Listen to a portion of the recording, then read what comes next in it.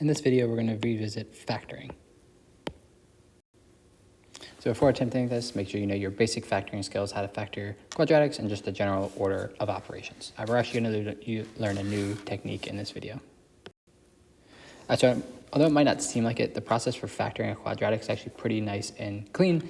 We do the same thing every single time. We try to add to that middle number and multiply to the outside numbers. Then we do whatever steps we need to get to our factors.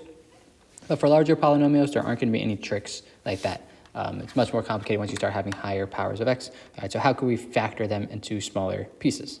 All right, well, the first thing before we learn our new strategy is we need to know how should we write our polynomials. And the basic idea is we want to write them so that the powers of x are going down. So we're going to start with the biggest power of x we see in our expression, which for this one is that x to the fifth. So the first thing we're going to write is 5x to the fifth. Right. And now the next one, the next biggest number I see for an exponent is 4. So that's minus 7x to the fourth. Next is the third. Next is the squared. And next is the 8. So sometimes terms will be missing. So the term we're missing here is like 0x to the first, or we're missing that x all by itself term. All right, but you don't have to write the term if it's not there. All right, but as long as we have the biggest number first and the lowest number last, then we can do what we're about to do. All right, so how can we factor these bigger things? All right, well, this is called the rational root theorem. All right, a root is the same thing as a 0. I think they call it rational root because the alliteration's nice. All right, but rational root theorem, all right, these are ways you can find zeros, all right, the x-intercepts of any polynomial. And the best idea is if you have a factor of a polynomial as 0, then it can always be written as a fraction where the top of that fraction divides the last term of the polynomial, and the bottom of that fraction divides the first term. So that's why it's important we write it in the correct order, because we're going to be talking about the first and last term. All right, so what can we find the roots, all right, the zeros of this polynomial? It is a quadratic, so we could factor this one using our other methods, but let's see this new method. So if there was a 0, it's going to be written as a over b. And a over b, the a is all the numbers that divide the last term. So it's going to be all the numbers that divide -2. So what numbers divide -2? Well, a number always divides itself. We could divide it by +2. And the only other number that's smaller than 1 is 1, and 1 divides it as well. So there's 4 numbers that evenly, nicely divide -2. On the bottom, we have +2. So you can divide +2 by +2 and get 1. +2 divided by -2 is -1, and -1 and 1. All right, so these are all the kind of possibilities. You can have any number on the top paired with any number on the bottom, could be a 0. And all the zeros will look like this. So what are some options? Well, we could do like -2 from our top, and let's just say +1 from the bottom. All right, so I'm just kind of picking 2 ones, and generally you do this in a more organized way. Right, but that's -2. So one of the possible zeros is -2. When I plug that into my function, I would do exponents first, so make sure you square this -2 first to get +4. And that's 8 minus 6 minus 2 is 0. All right, so by plugging in -2, I actually kind of just picked these ones at random, but that ended up being a 0. So let's try another one. So -2 is one of our zeros. Let's try another one. Let's try, what if I picked +2 from the top and -2 from the bottom? All right, that's going to give me -1 if I divide them. I plug it into my function. Sorry, -1. I wrote -2. -1 squared plus 3 times -1 minus 2. Again, always do that exponent first. 2 minus 3 minus 2 is -3. All right, so that's not a 0. So -1 is not one of our zeros of our polynomial.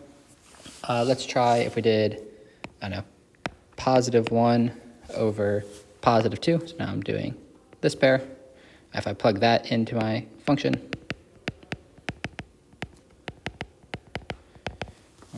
get 1/4.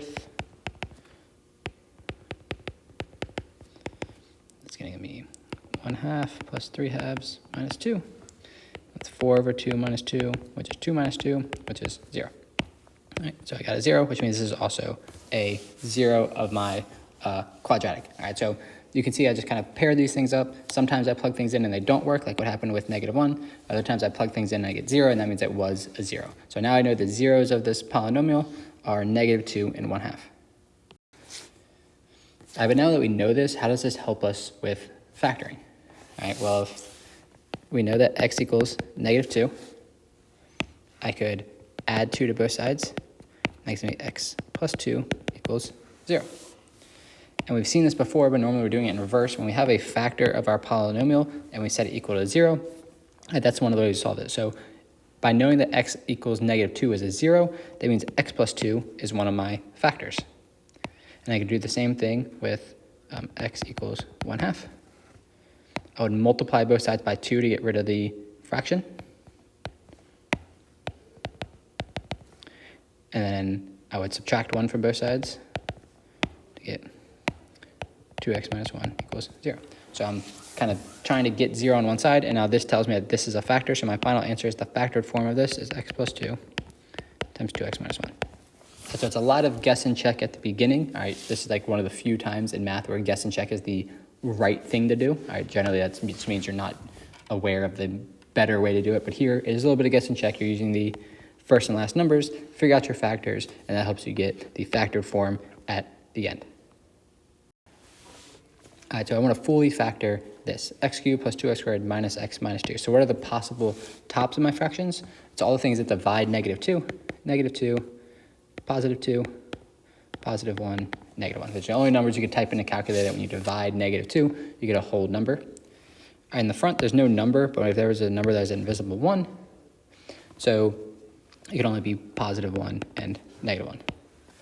All right, so let's list off all the possible zeros. Again, this rational root theorem is a little tiresome because it just gives you a bunch of answers and you gotta try them all. But what are the possible ones? I could do -2 over 1, or I could do -2 over -1. I could do +2 over 1, or +2 over -1. I could do +1 over 1, or +1 over -1. -1 over 1, -1 over -1. All right, so I just took each term on the top and divided by each term on the bottom. I can do a bit of simplifying. This is -2, this is +2, this is +2, -2, +1, -1, -1, +1. So you can see I have a lot of repeats once I actually simplify my fractions. So really I just have 4 ones I have to try because the other ones are repeats. So the first thing I'm gonna do is plug in -2.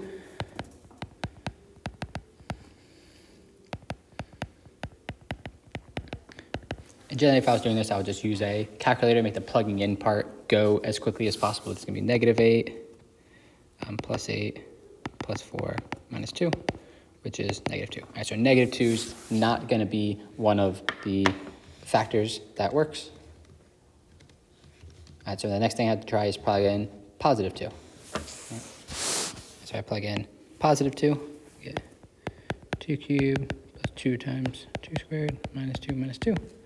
That's 8 plus 8 minus 2 minus 2.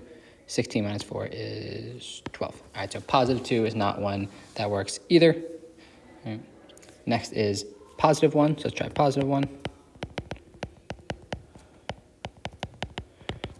1 plus 2 minus 1 minus 2, and it actually is 0. So +1 is one of the answers I want. What about -1?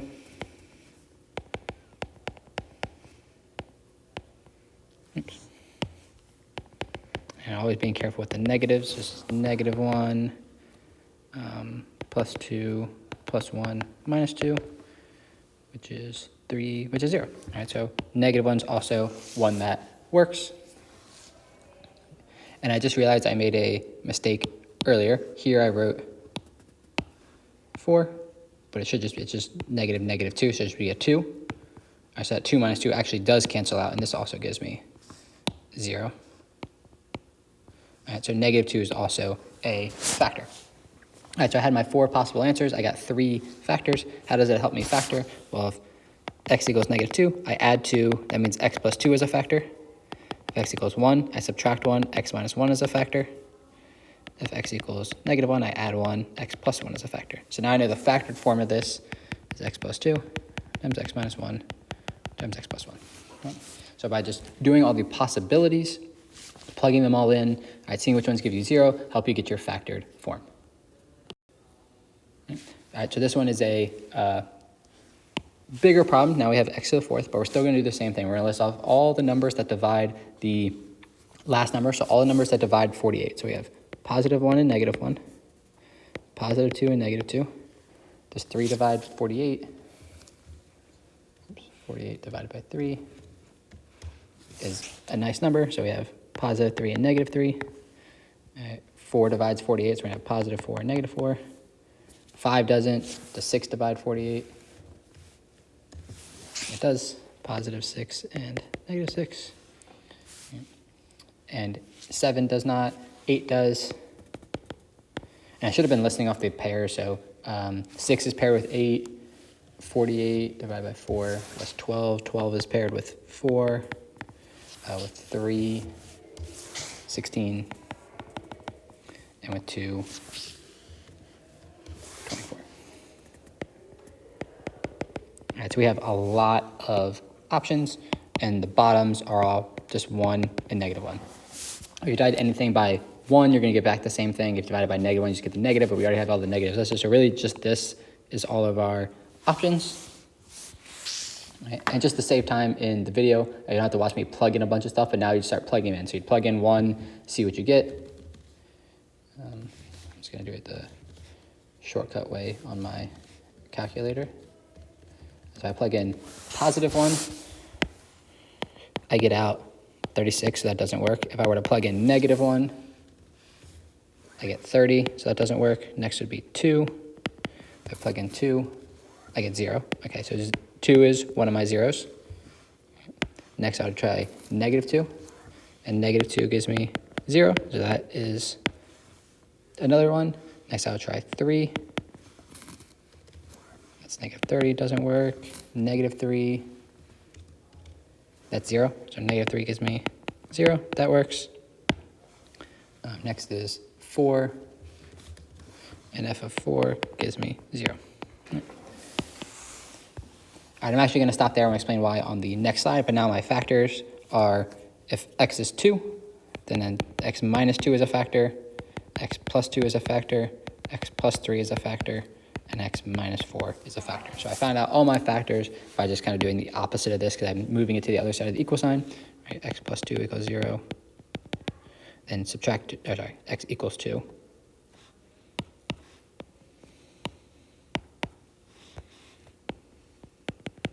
I'm subtracting 2 to the other side to figure out the factor. So it ends up being the opposite of that number. Okay. All right, so that's our factors. So how did I know how to stop at 4, all right, not keep? The basic idea is the most number of roots you can have is the same as the highest power of x. So in that problem we had in x to the 4th. And if we have an x to the 4th, that means we at most have 4 answers for our roots. That's how I knew how to stop. All right, for this lesson, again, you don't need to know how to, or you don't need to complete a skill check. It's just practicing. Again, this is just a really kind of sophisticated way of figuring out the roots of a polynomial. But if you can factor polynomials like this, you could literally factor any single polynomial. So quadratics are a very special one where we have these kind of shortcut methods. But larger polynomials, if you know this rational root theorem, it really means that you can do any polynomial for the rest of your math career using it. It's just a little bit time consuming to try all these different values.